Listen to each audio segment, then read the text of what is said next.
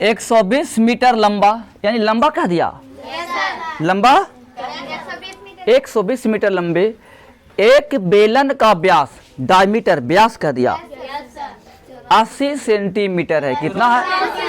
84 centimetre है। कितना भैया? 84 सेंटीमीटर। अब कुछ सीख रहे हैं, यहाँ पर मीटर है, यहाँ पर ही है ना जी। मामला यहाँ पर फंसा हुआ है और हम लोग करते हैं क्या, अंथाही लेते हैं कापी कलम और सोल्व कर लेते हैं 80 से, और 100 से तो आंसर नहीं आता है। यहाँ पे समझना होगा 120 मीटर क्या है? एक बेलन का व्यास 84 सेंटीमीटर व्यास कितना है? यदि किसी मैदान को, यानी वाला मैदान है क्या ये मैदान, यदि किसी मैदान को समतल कराने में यानी बराबर कराने में इस बेलन को पूरे, यानी बेलन जो है ना, बेलन को पूरे 5 चक्कर लगाना पड़ता है। कितना चक्कर है? तो 30 पैसा प्रति वर्ग मीटर। देखिए क्वेश्चन यहाँ पर ले ला मीटर में, थोड़ा समझिएगा। यहाँ पर मीटर है, यहाँ पर मीटर है, लेकिन यहाँ पर क्या है? है ना कमी जी। कितना मीटर की दर से उसे समतल कराने का व्यय क्या होगा? एक बात याद रखिएगा, एक चक्कर जो होता है ना उसका क्षेत्रफल होता है। क्या बोले? एक चक्कर जो हुआ उसका क्षेत्रफल हुआ, और एक चक्कर यानी क्षेत्रफल निकाल करके आप जितना चक्कर निकालने की बात कहती है उसमें खाली गुना कर दीजिए ना, तो पूरा क्षेत्रफल निकल जाएगा। फिर समझिएगा, मान लीजिए कोई लड़का है और उस साइकिल को, हम देखो साइकिल लगा हुआ ना, हम कहेंगे साइकिल से तुम इसको चलाओ गोले गोले एक चक्कर, और कहें कि तुम 5 चक्कर लगाओ, तो पहले तुम एक चक्कर लगाओगे? पहले क्या करोगे? कि पहले 5 लगा दोगे? पहले एक चक्कर लगाओगे तो तुमको दिमाग में ही बात जाएगा कि हम एक चक्कर में कितना दूरी तय किए हैं। नहीं, जितना दूरी तुम तय करोगे एक चक्कर में, उसी को फिर हम एक चक्कर में 5 से गुना कर देंगे, तो फिर कह देंगे कि सर 5 चक्कर में इतना दूरी तय कर लिया। यही तो तुम्हारा मैथ है। ऐसा मैथ हमेशा बोर्ड में पूछते रहता है। एकदम अच्छा क्वेश्चन सब है, बहुत अच्छा क्वेश्चन हमेशा मैट्रिक में पूछता है। ये सब समझ गए ना? चलिए सोल्व करते हैं। कैसे सोल्व करेंगे इसे? आइएगा, 120 मीटर लंबा ना है, चलो हम इसको लंबा बनाते हैं 120 मीटर। मान लीजिए कि हम 120 मीटर लंबा बना दिए, ठीक है जी।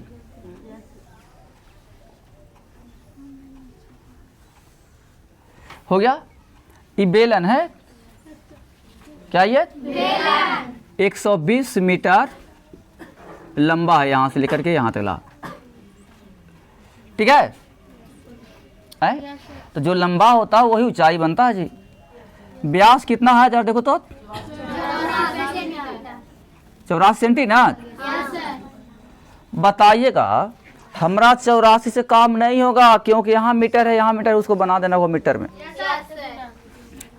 तो आ जाइएगा, यहाँ लिख देंगे दिया है कि बेलन के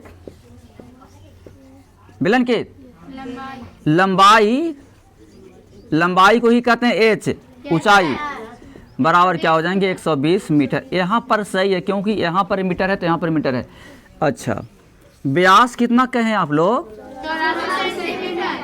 ए मुनि, तो एक त्रिज्या निकालने पड़ेगा ना जी।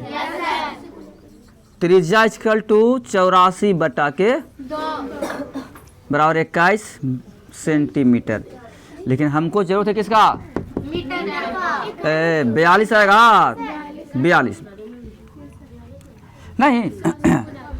अब हमको चाहिए मीटर, चूंकि अब चले ना 42 सेंटीमीटर है, इसको हम बनाएंगे मीटर, तो 100 से भाग देना पड़ेगा। 100 से भाग देना पड़ेगा। लो 100 दे दिए, भागा तो हो गया मीटर। क्या बन गया? मीटर। कंफर्म हो गया? लेकिन यहाँ पकड़ना होगा यार, सौरभा का देखो पकड़ नहीं रहा है। यहाँ देखो, यहाँ कहता प्रति वर्ग, जब वर्ग लगा दे समझो कि क्षेत्रफल है। जब वर्ग लगा तो क्या है? और वर्ग ना ला के क्यों लगाता? घन होता है, आयतन। यही तो पढ़ा जाता है। आपका इसमें कहीं लिखल है, देखो ना, मैट्रिक के एग्ज़ाम देने जाओगे और ये तुमको पता ही नहीं है कि क्षेत्रफल निकालें कि हम आयतन निकालें, तो तुम मेरे यहाँ पढ़ोगे ना, कितनों नामी संस्थाओं में पढ़ोगे, तुमको रिजल्ट अच्छा नहीं आएगा, क्योंकि तुम्हारे पास ये बेसिक नॉलेज ही नहीं है कि हम आयतन निकालें कि क्षेत्रफल निकालें। इसीलिए कहते हैं सीखने का प्रयास करो। यहाँ पर लिखा हुआ प्रति वर्ग, क्या लिखा हुआ है? तो वर्ग का मतलब क्षेत्रफल, वर्ग का मतलब, अब अगर लिखा था घन आयतन, ये दो चिन्ह बुलाइएगा ना, ये दो गो वर्ड से आपको जानते हैं 5 क्वेश्चन बनेगा, बेलन का, शंकु का, गोला का, वृत्त का, और घन आपका, और क्या बोलते हैं उसका, आयत का, मन की 5-6 टाइप का क्वेश्चन बनेगा, दुइये गो से खाली, एगो वर्ग से और एगो, बोलो घन से क्या कहोगे? वर्ग से क्या कहोगे? अब बताओ, इसमें लिखल है कहीं कि क्षेत्रफल निकालिए? बताओ, है लिखल? लेकिन आप शक से धर लेना, शक से धर लेना कि हाँ इसको क्षेत्रफल निकालना है, ऐसे पकड़िएगा। जितना बच्चा है सब कानमा खोल के सुन लीजिए, ठीक है ना, मिस्टेक मत करना। अब आइएगा, हमको क्षेत्रफल निकालना पड़ेगा ना, क्या था ना क्षेत्रफल, तो लिखेंगे चूंकि बेलन के केकर, बेलन के वक्र पृष्ठ का, देखिए क्षेत्रफल फिर दो तरह का होता है, एगो संपूर्ण एगो वक्र, एगो संपूर्ण एगो, संपूर्ण का मतलब होता है ई वाला वृत्त और ई वाला वृत्त दोनों जुड़ जाएगा। अब वक्र का मतलब ये दोनों नहीं जुटे, खाली पिठिया रहेगा, है ना। आइए तो क्या होता है, बोलिए, हमारा याद नहीं आता, फिर बताइए, गलती हो तो फिर पिटेंगे। 2 के 2 दे दें, ठीक है,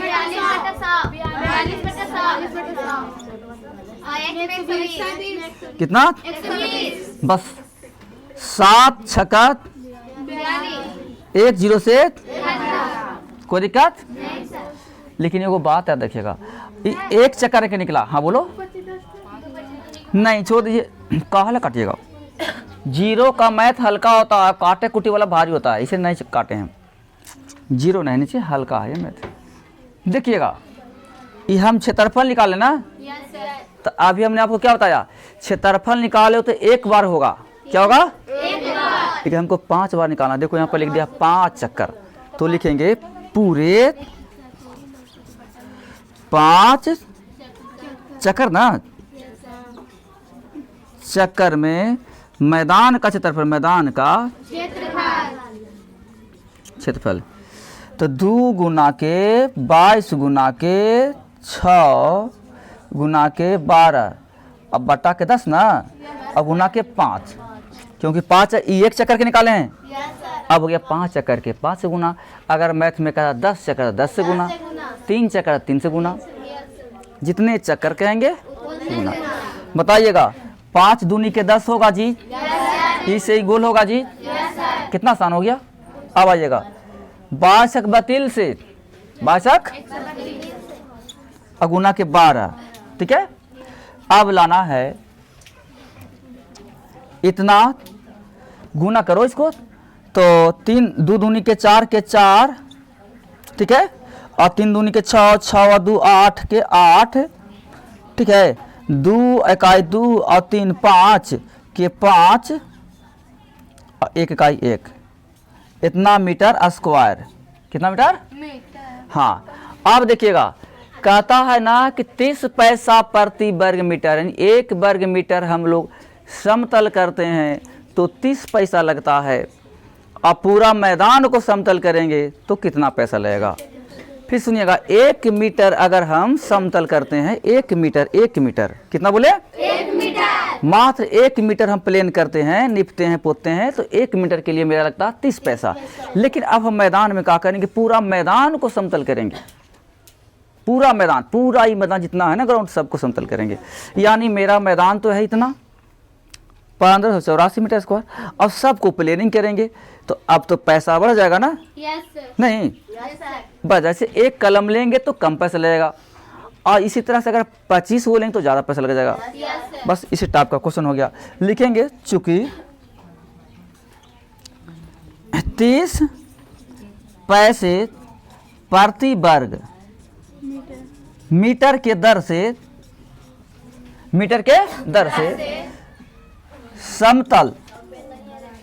समतल करने का खर्च।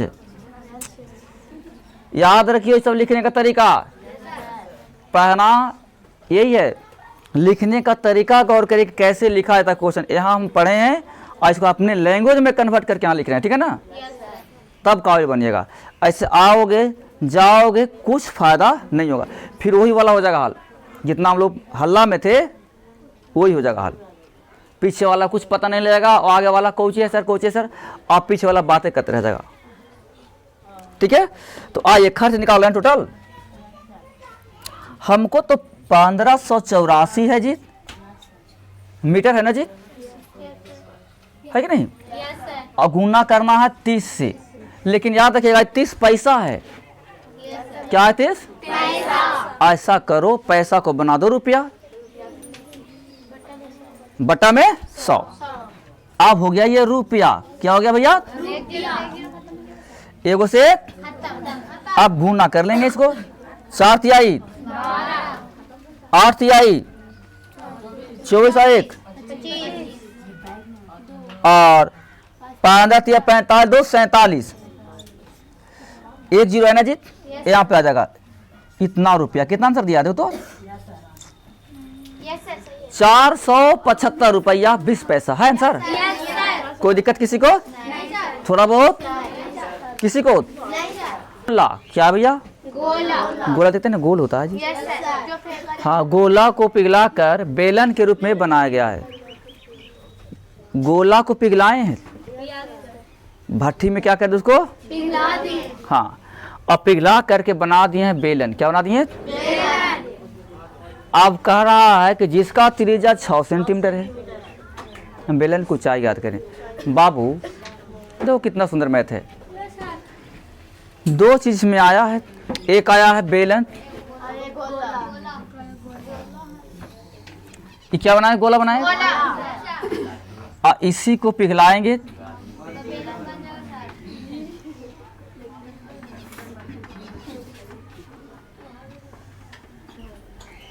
पिघलाएं इसको। पिघलाने का मतलब भट्टी में जाके इसको पूरा गला दिया, और गला के फिर बना दिया पिघला के बेलन ताड़। तो बेलन का जो त्रिज्या है ना यार, ये है 6 सेंटीमीटर,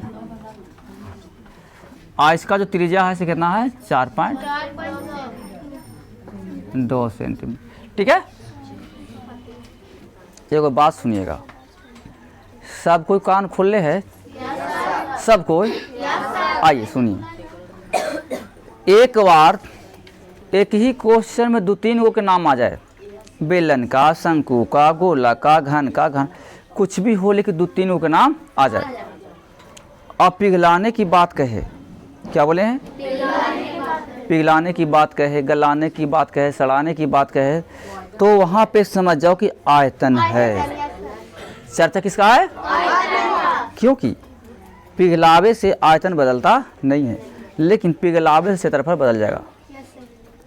पिघलाने से क्या बदलता है कि आयतन, आयतन नो चेंजिंग, आयतन। आइए तो हम यहाँ पे काम करते हैं, जब आयतन बदलेगा ही नहीं तो दोनों को आयतन एक ही रहेगा।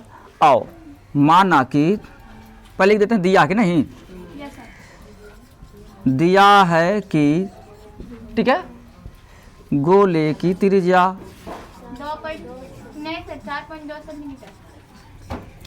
4.2 सेंटीमीटर, क्लियर हो गया। आइए बेलन है जी, बेलन की त्रिज्या 6 सेंटीमीटर, बेलन की त्रिज्या कितना बोली मुनीत, 6 सेंटीमीटर। तो बेलन में रहता है ऊंचाई भी ना, ऊंचाई निकालना है जी, ऊंचाई को मानते हैं एच,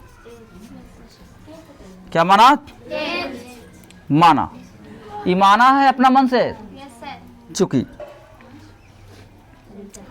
पिघलाने पर आयतन बदलता नहीं है, या ले देते हैं पिघलाने पर आयतन नहीं बदलता, याद क्या बदलता नहीं है। तो यहाँ लेते हैं गोला के आयतन, किसका आयतन भैया, कि आयतन बराबर किसका आयतन? बेलन की, क्योंकि रूल में वही है, गोला का बेलन का सेम टू सेम हो जाएगा क्योंकि पिघला न रहे हैं। अगर यहाँ पर बेलन न रहता घन तो दोनों फिर यहाँ घन के लिखाता, यहाँ शंकु रहता शंकु लिखते, क्योंकि आयतन बदलता ही नहीं है। ठीक है, बोलिए इसका फॉर्मूला क्या होता है? 4/।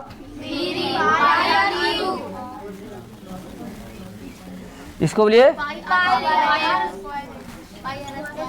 धन्यवाद, बहुत सुंदर। ई पाई से क्या आपका विचार चलता होगा कि सर आर 2 3 को यहाँ पर आर से आर काट सकता है, लेकिन नहीं। कारण क्या? दोनों के आर अलग अलग है। दो यहाँ पर 4 के 4 देते हैं 3। एक आर कितना? ये गोला वाला ना है, देखो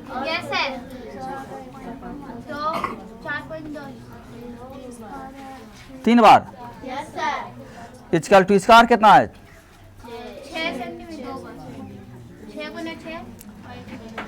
14 तियात बोली ना, कुछ नहीं, 42। अरे कुछ तो बोलो, नहीं देखिए 14 तियात होता है ना, इसको सबको गुना करेंगे, यहाँ लिखेंगे 4 गुना 1.4 गुना 4.2 गुना 4.2 इजकल टू 6 गुना 6 गुना एच। अब हमको एच निकालना था, बताओ ये गुना को उल्टा भागा होता है ना। अच्छा कट गया था नहीं, 4 गुना 1.4 गुना 4.2 गुना 4.2, अब बटा के 6 गुना के 6 निकल गया आंसर।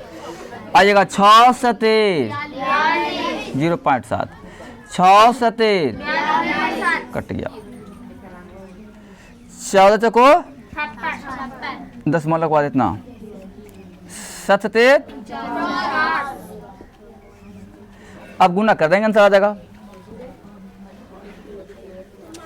6 नमा 54 के 4, हाथ में 5, 6 चको 24, 9 पचे 45, 24 और 45 70 में से 1 गया तो 69, कितना बचेगा? गिनो 24 से 50 कितना हुआ बोलो? अरे जोड़ के तो देखो, है सही बात है, वाह 69। और हाथ में था 5 तो कितना हो गया? 74। कितना हुआ? 74 के हाथ में 7, 4 पचे 20 और 7 दशमलव के बाद 1 2 3 1 2 3 सेंटीमीटर। इतना तुम्हारा आंसर हो गया, हो गया, ऊंचाई निकल गया आंसर। उत्तर है ना, उत्तर